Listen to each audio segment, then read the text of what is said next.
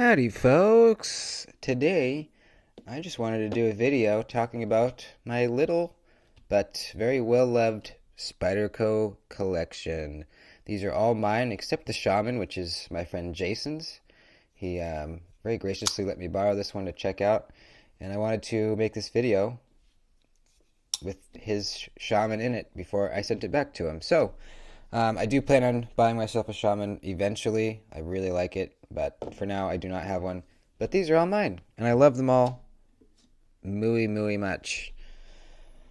I need to stop doing that. So we've got a lot of titanium in here. I'm going to take some away really quick. These three have all been decked out in titanium, except the McBee. The McBee came this way with titanium on it. So I'm not sure how I'm going to do this video. I think I'm probably just going to, talk about them, compare them. Not like super in depth. I kind of wanted to do, maybe I will. I kind of wanted to do a video comparing these two knives, the Manix 2 and the Shaman. They are similar in a lot of ways. Maybe I'll do that. Maybe I'll film that after this one. This one's just going to be kind of a basic look at my Spyderco collection. All of these Spydercos, with the exception of, with the exception of these three, I believe, with the exception of these three, were made in Golden, Colorado, in the United States. These two, the McBee and the Smock, were made in Taichung, Taiwan.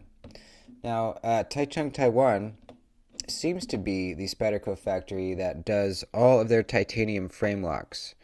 At least that seems to be the case. And they might do a few others, but those are the ones I'm aware of. The Sleege Buoy, the Spidey Chef, the Techno 2. This one is not a titanium frame lock, but it was made there as well. The Smock. And the McBee. This is a titanium frame lock. Now, all those aforementioned knives are kind of, I kind of view them as in the McBee family, because they all have this very nice, highly reflective stonewash on the blades, and they are all using CTS XHP, except the Spidey Chef. So I kind of view those as in a little family, and the Smock is kind of like a cousin, or a step sibling, because we do have some similar holes here in the scales, and that's kind of where the similarities end. But there is that, so they are, in my mind, sort of related.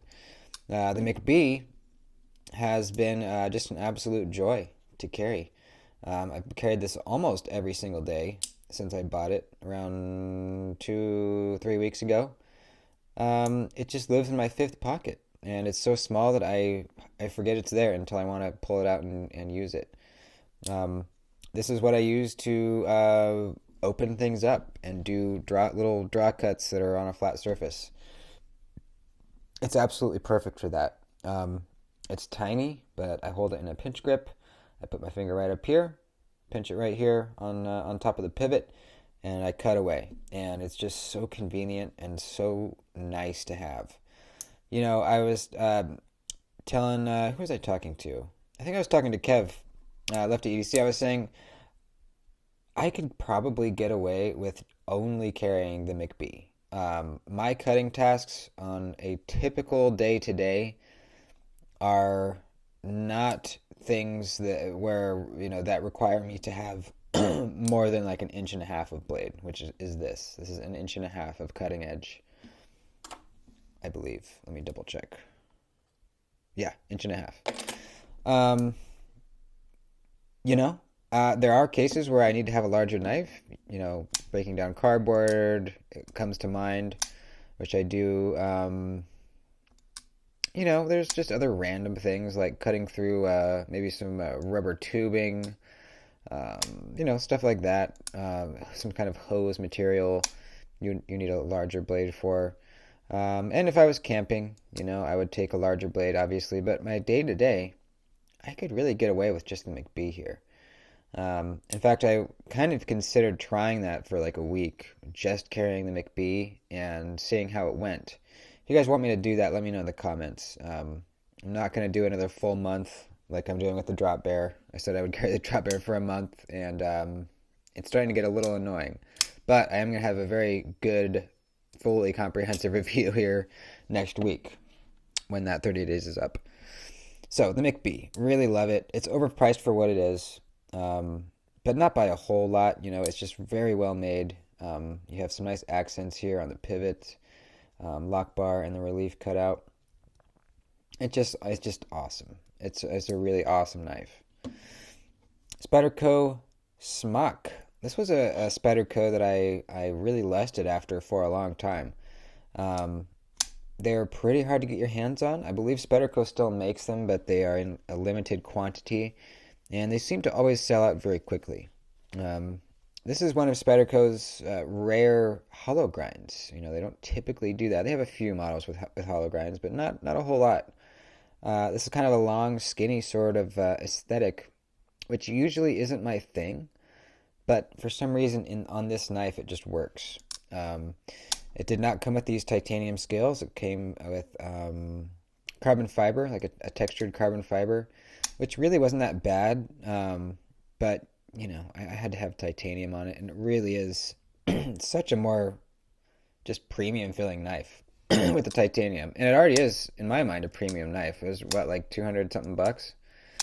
This is a button lock, but it's a liner lock button lock.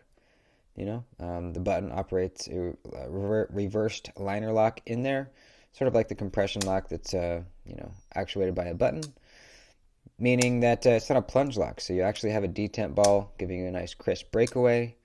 Reverse flick is great. Thumb flick is great.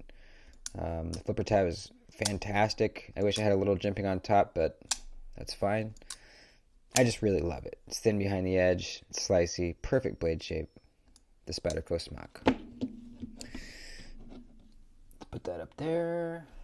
All right. Let's do this one. The Native 5 Salt. This was my first Native 5, and it's a Salt series, meaning that it cannot rust. This has been an absolute lifesaver, as I bought it just before we had a gnarly storm here, and I was working outside in the rain, carrying this every day that it was raining, and did not even have to think about it. So nice. Aside from the fact it can't rust, this is just a really fantastic EDC.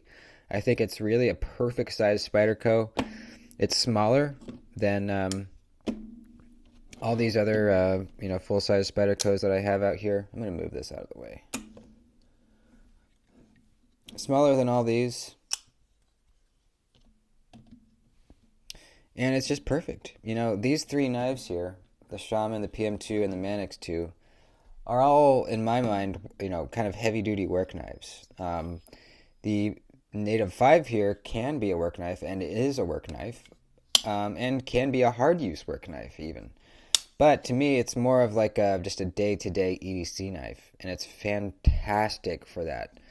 You know, relatively thin behind the edge, perfect blade shape. You know, you got a little bit of belly with a low tip, incredibly comfortable choke-up spot. Great clip. This is not the one it came with, but I love this one. It's from Lynch Northwest. It's a lockback, you know, so not the most fidgety. I think it's fidgety in its own way, though. You get a nice pop in the, you know, opening it, and then a nice pop closing it. It's just satisfying. I can't thumb flick this one without using a little bit of wrist. I did a little research, and apparently the Salt Native 5 is notoriously stiffer than all the others.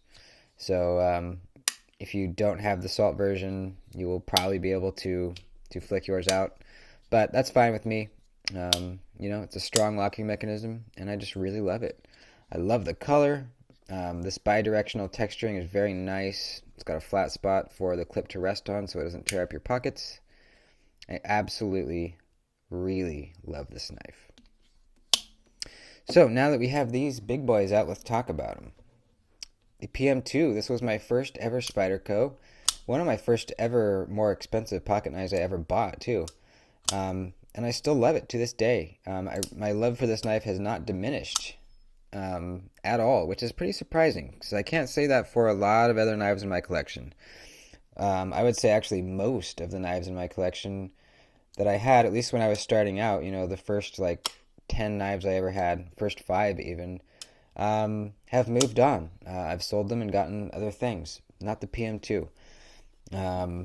I just love it. I really love it. The S45 VN blade steel on this guy is just amazing. This is still the factory edge. I just strap it once in a while and it holds that edge so long. It's just nutty. It's nutty how long it holds the edge. I slowly upgraded this guy over time with these titanium scales, the brass lanyard hole plug, and the MXG clip, and it is now my absolute ultimate PM2. I can't think of anything I would change on this knife. This is perfect for me. I just love it. I was thinking the other day, I think people often take for granted how good the reverse flick is on a Spyderco. How dialed in their detents are always, every single time. The reverse flick is just, it's always so good, man. Their detents are so consistent. I've literally never heard of anyone complaining about a weak detent from a Spyderco. At least ones with a detent ball, with a compression lock or whatever.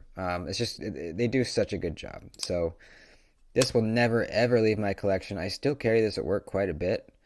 You can tell it's relatively scratched up from a couple years of use, and I love it, love it, love it. Then I got a Manix 2. This is not the one I had initially. I had one a while back and then ended up selling it for whatever reason.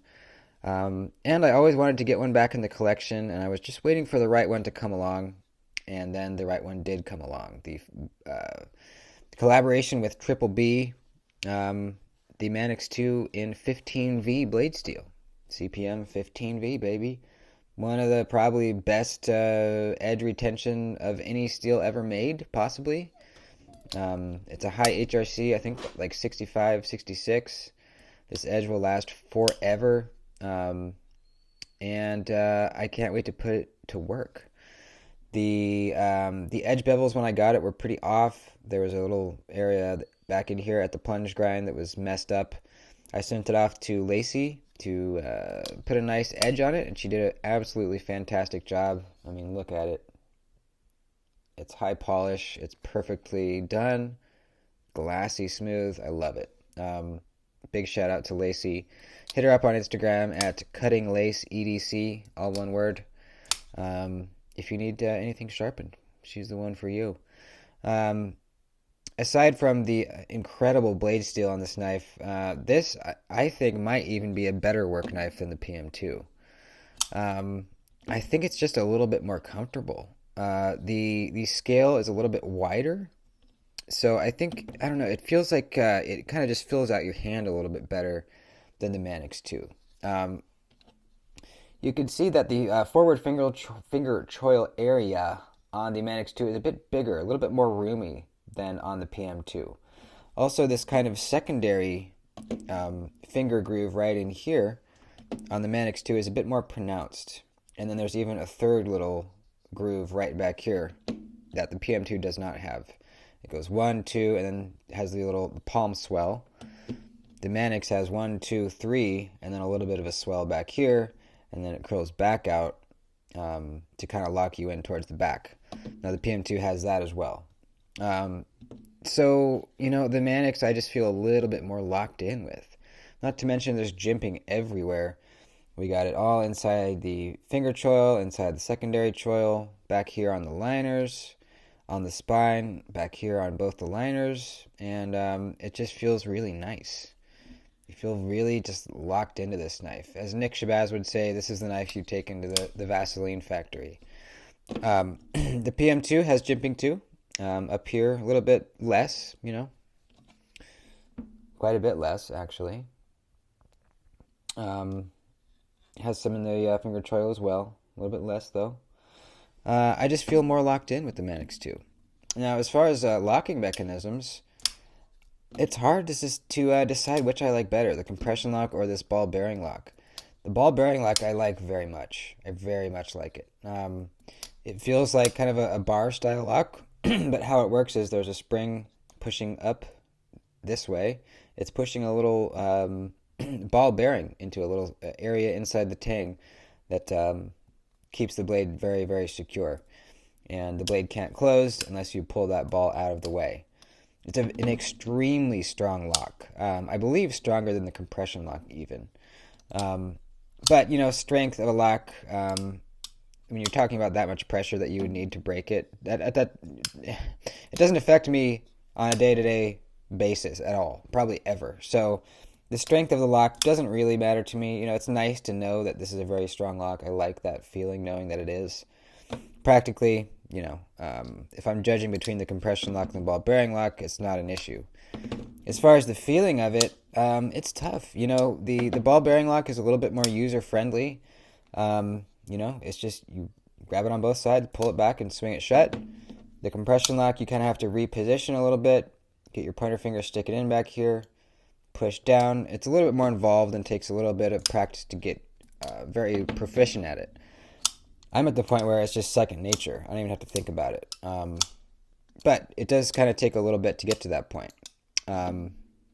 So if I were to, if I had to choose between these two knives, it would be difficult. It would be very difficult. The PM2 has more sentimental value to me because I've had it much longer. It was my first Spyderco, my first more expensive knife. If I were to choose a knife, okay, how about this situation? I get a call. I say, the guy on the phone says, I need you to spend a week straight breaking down cardboard boxes. Which knife am I going to grab to do that task? It's going to be the Manix 2.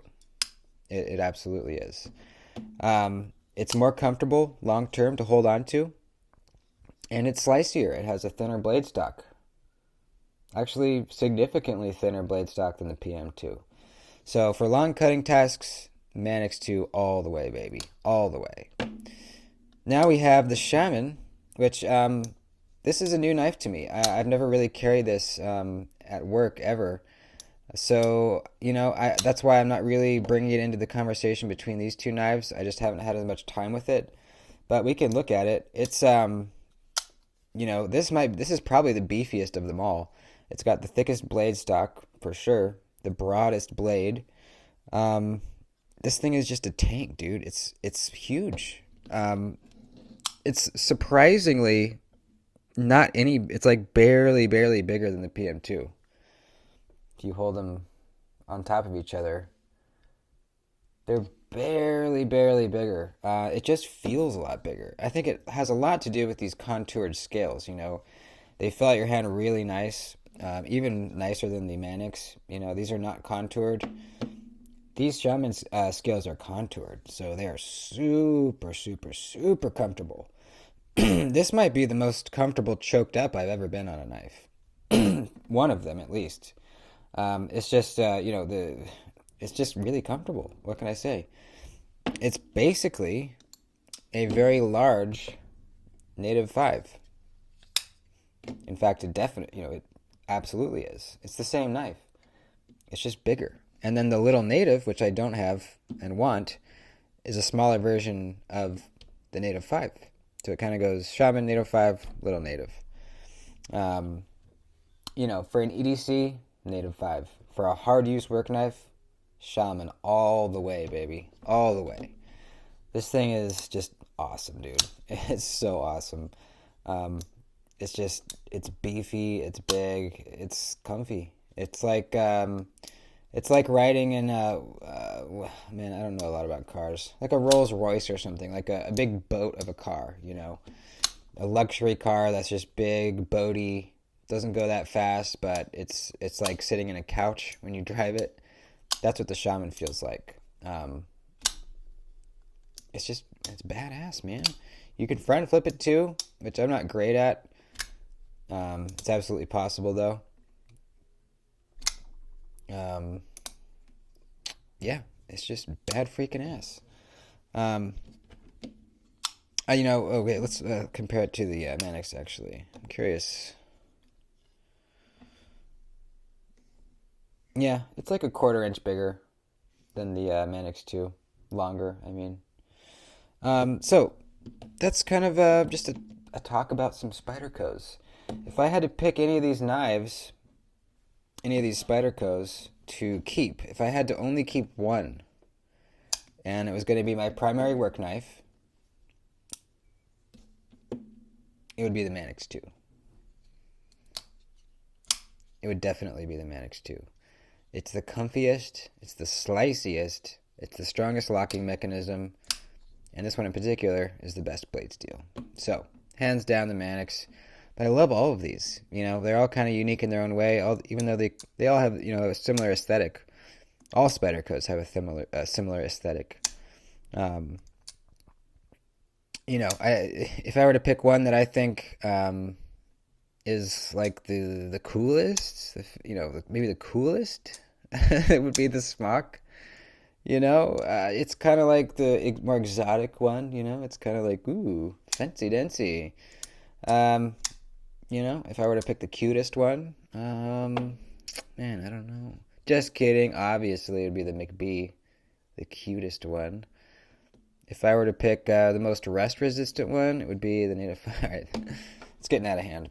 So that's just a little video talking about some Spydercos. And the last thing I want to do actually is measure the thicknesses behind the edge of these guys. I have not done that yet. Comparing particularly these three, so I want to do that. So I know what the PM2 is. I think it was like 25 thousandths, but let's double check. All right, back here we got 22, not too bad. 22 again. 22 again. So 22 thousandths on the PM2. I'm going to write this down because I will forget. We are doing a few here. PM2, what did I say it was? 22, I think. Gosh, I already forgot. You see how bad that is?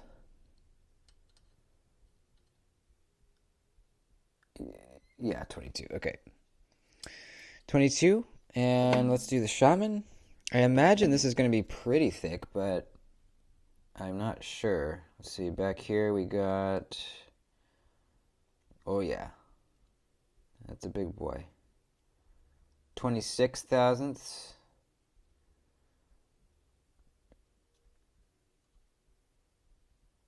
Is it really?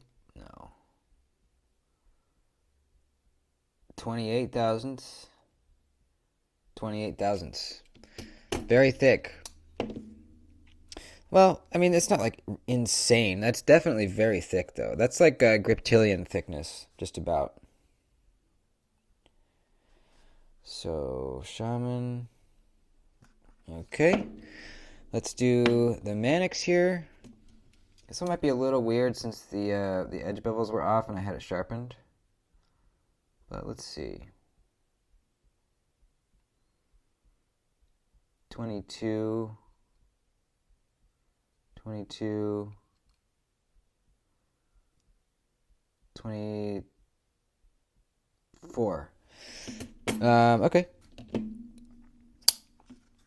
24 for the Manix.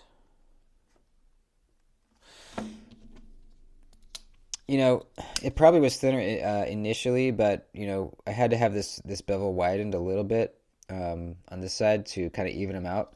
So it probably was thinner. But, you know, since the edge bevels are so wide, the final edge is very thin, and the blade stock's very thin. So even though it's 24 thousandths, I think this might be the sliciest of the whole bunch here. At least out of these three, absolutely it is. Out of the PM2, Shaman, and Manix, the Manix is for sure the sliciest. But the thinnest, I think, is going to be this one, the Smock. Back here we got 17, yep. 17 again. 17 again. 17 thousandths. Write that down. Smock 17. And then Native 5. we've got... Okay, come on. 23, 23, 24, 23. So, there we go. The McBee is actually pretty thick.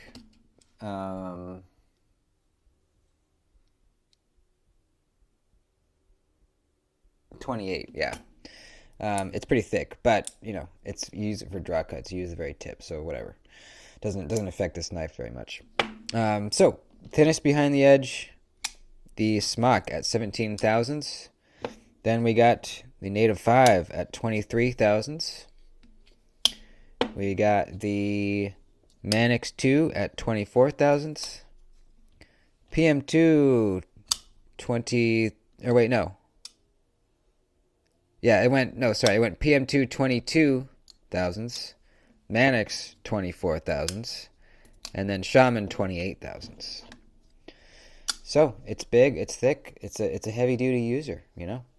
But this thing will absolutely slice, you know. It's like, it's not really a problem. Anyways, all right, that'll be about the end of the video. Thanks for hanging out and watching, guys.